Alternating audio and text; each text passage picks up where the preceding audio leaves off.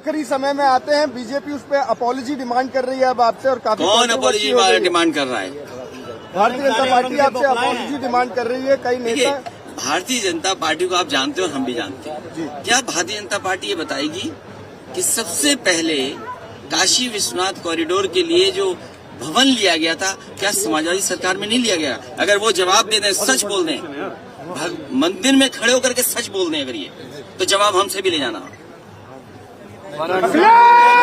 देखिए मुख्यमंत्री जी कितने होशियार हैं, देखिए मुख्यमंत्री जी कितने समझदार हैं। मोबाइल नीचे कर ले यार। कि वो माँ गंगा में डुबकी नहीं लगाए। माँ गंगा में डुबकी क्यों नहीं लगाई? मेरठ गया था, हिंडन का पानी देखा है मैंने, पानी काला हो गया हिंडन नदी का। काली नदी पहले से काली है, यमुना का किनारा पूरा काला हो गया। चंबल अगर यमुना में ना मिले तो यमुना मर गई है, समझ लीजिए। किसने कहा था कि माँ गंगा की सफाई करेंगे? क्या माँ गंगा की सफाई होगी? और यही गोमती जो आपके किनारे से बहती है, क्या माँ गंगा के साथ साथ गोमती की सफाई हो गई? आप सोचिए कितना बजट इसमें चला गया, बजट बह गया, लेकिन कोई नदी साफ नहीं हुई, क्योंकि हमारे मुख्यमंत्री जी जानते हैं कि ये नदियां कोई साफ नहीं है, इसलिए माँ गंगा में डुबकी नहीं लगाई उन्होंने। अच्छा, कौन नहीं मजदूर के साथ भोजन करता है? जब जिस समय कैंटीन का खाना सस्ते में किसानों को और गरीबों को और मजदूरों को पौष्टिक आहार मिले, समाजवादी सरकार हम खुद मजदूरों के साथ बैठ करके खाना खाएं। सवाल वो नहीं है, सवाल ये है कि मजदूरों को हमेशा पौष्टिक आहार मिलता रहे। उसकी योजना उत्तर प्रदेश में चालू की थी समाजवादी सरकार ने, वो योजना क्यों बंद कर दी गई? जिस कॉरिडोर, सवाल आपको ये पूछना चाहिए। जिस कॉरिडोर ओम प्रकाश जी कह रहे हैं कि मैं जोकर हूँ, 24 करोड़ जनता जोकर के साथ आप सरकार बनाएंगे। छोड़िए ना, ये हमारे सहयोगी दल है। इस बार इन्होंने दरवाजा बंद कर दिया बीजेपी का, और आपके यहाँ सिटकनी बोलते हैं कि चिटकनी बोलते हैं? सिटकनी बंद कर दी इन्होंने।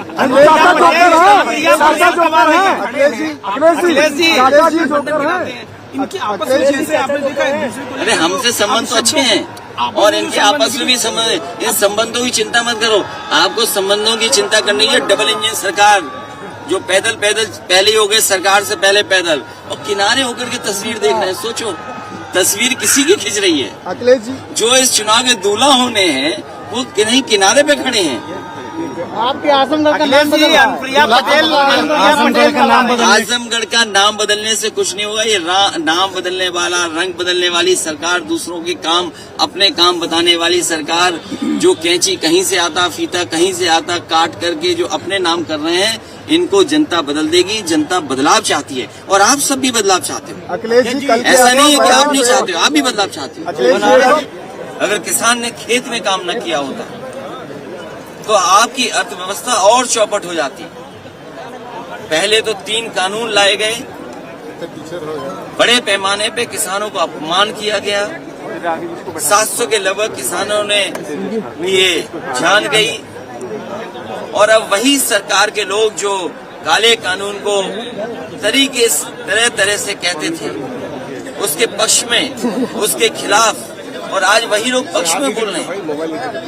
और आज मजबूरी में उन्हें उत्तर प्रदेश का चुनाव देखते ही उन्हें तीनों काले कानून वापस लेने पड़ गए, क्योंकि जनता के बीच में जो नाराजगी दिखी, उसकी वजह से किसान उनके सामने खड़ा हो जाता चुनाव में।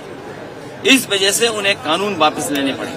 आज बड़े पैमाने पे नौकरी नहीं है, रोजगार नहीं है, कोई काम हाथ में नहीं है। जो इन्वेस्टमेंट के वादे किए गए थे, जिसमें प्रधानमंत्री, राष्ट्रपति जी आए थे, क्या उत्तर प्रदेश में इन्वेस्टमेंट आया? मुझे कोई बताए कि जौनपुर में नौजवानों को नौकरी और रोजगार के लिए कौन सा बड़ा निवेश हुआ है, कौन सा इन्वेस्टमेंट आया?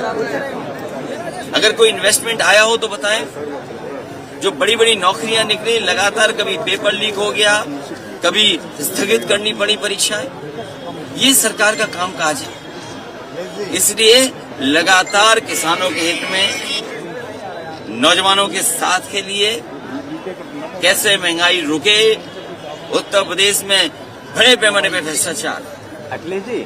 इनके सांसद विधायक गांव में नहीं घुस पा रहे, कई सांसद विधायकों को अपमानित होना पड़ा। आपके ही बगल में सांसद कूटे गए। तो ये तमाम चीजें जब जनप्रतिनिधियों के साथ हो रही है और जनप्रतिनिधि जनता के सामने जवाब नहीं दे पा रहे हैं, आखिरकार सरकार ने किया क्या 4.5 साल में? ये डबल इंजन की सरकार पूरी तरीके से फेल हो गई है। ये डबल इंजन एक दूसरे को टक्कर मार रहे हैं।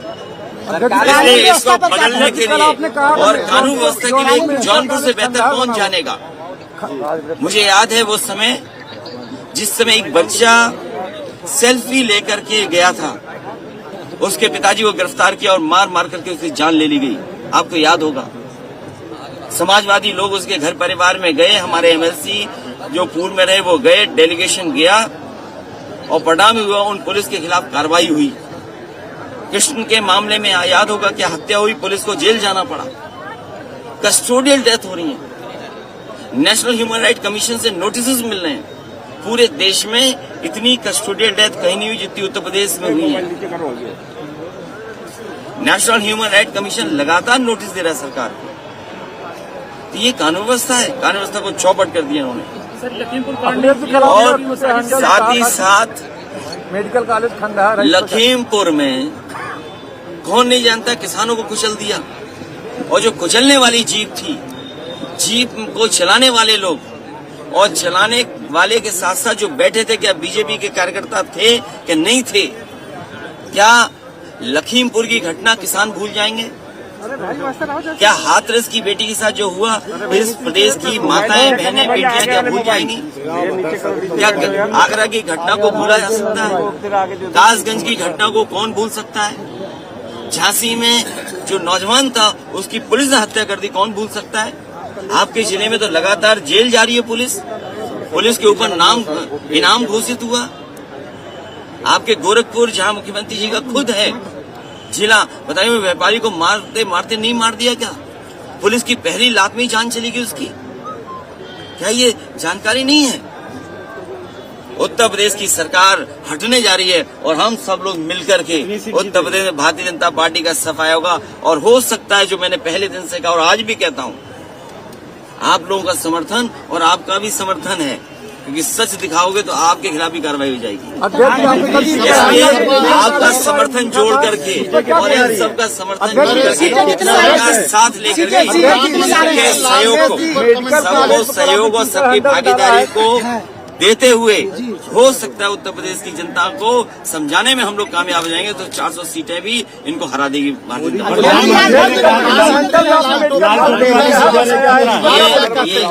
ये लाल रंग ये समझते नहीं है। भारतीय जनता पार्टी नहीं समझ सकती लाल रंग, क्योंकि लाल रंग इमोशन का है।